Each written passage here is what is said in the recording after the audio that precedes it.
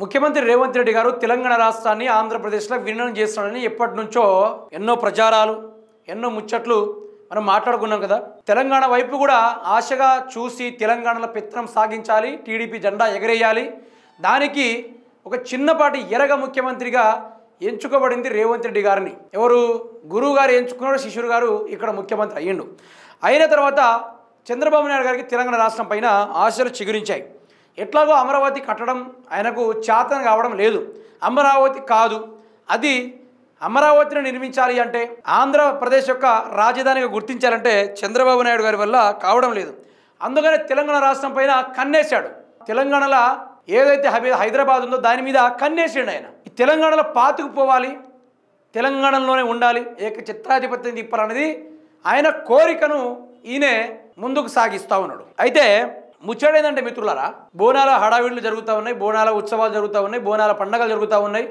ప్రతి ఒక్క తెలంగాణ మహిళలు సాంస్కృతిక పరంగా అలంకరించుకొని ఆ యొక్క అమ్మవారికి బోనాలు అర్పించే విధంగానే వాళ్ళు తయారయ్యి ఆ వేళనే వాళ్ళు సెలబ్రేషన్ చేసుకుంటే, కొన్ని ఫ్లెక్సీల కటౌట్ల కాంగ్రెస్ కార్యకర్తలే కావచ్చు, కాంగ్రెస్ ముఖ్యమంత్రి రేవంత్ రెడ్డి కావచ్చు, ఆయన ఆదేశాలతోటి కొన్ని ఫ్లెక్సీలు కొన్ని కటౌట్లు వేయించడం జరిగింది. ఇవన్నీ నాకు ఇవన్నీ చదువుడు కన్నా చూడొచ్చు.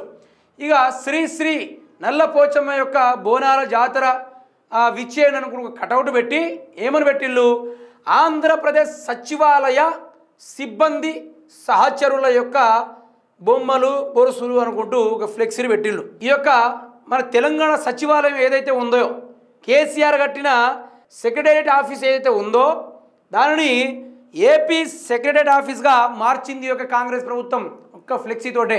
ఎట్లాగో వీళ్ళు అమరావతి కట్టుకోలేరు, వాళ్ళకి ఆడ కూర్చుందామన్నా ఆడ ప్లేస్ లేదు.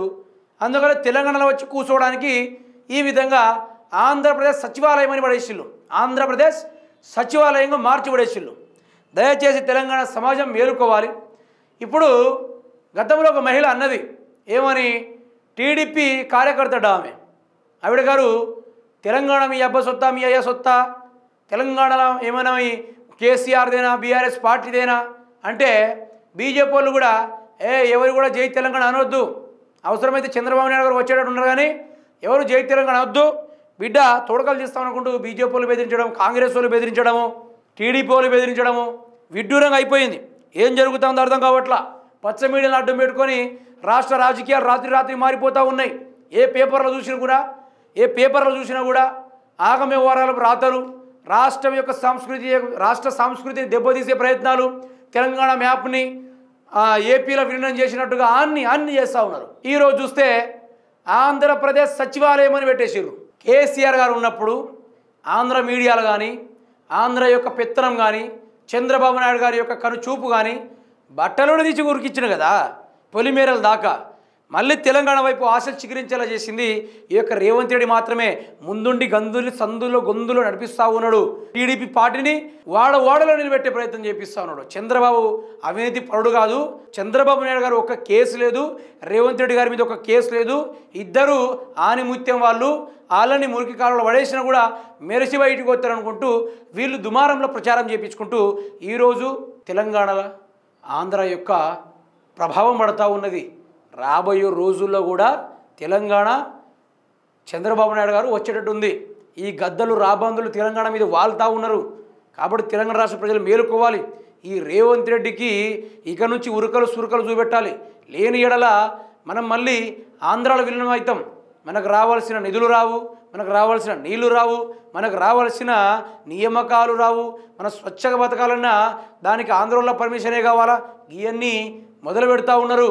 ఒక్కొక్క ఫ్లెక్సీలు, ఒక్కొక్కటి కటౌళ్ళు మానసికంగా శారీరకంగా మనల్ని దెబ్బతీసే ప్రయత్నం చేస్తూ ఉన్నారు. కేసీఆర్ గారు ఫామ్ హౌస్లో కూర్చున్నాడు, ఇష్టానుసారంగా రాజ్యాన్ని ఏలుకుందాం, ఏమైనా చేసుకుందాం అనుకుంటూ ఈ యొక్క కాంగ్రెస్ పార్టీ టీడీపీ పార్టీ ఆడుతున్న నాటకం. కానీ ఒకరోజు సింహం బయటికి వస్తుంది. ఒక్కొక్కరికి ఊచకోతనే. ఎవరెవరైతే లేనిపోని రాతలు రాసుకుంటూ ఈ రాజకీయాలు తెలంగాణలో తెరదీస్తూ ఉన్నారో వాళ్ళకు ఒక్కొక్కలకు మినిమం 90mm సినిమా ఉంటుంది, మామూలుగా ఉండదు.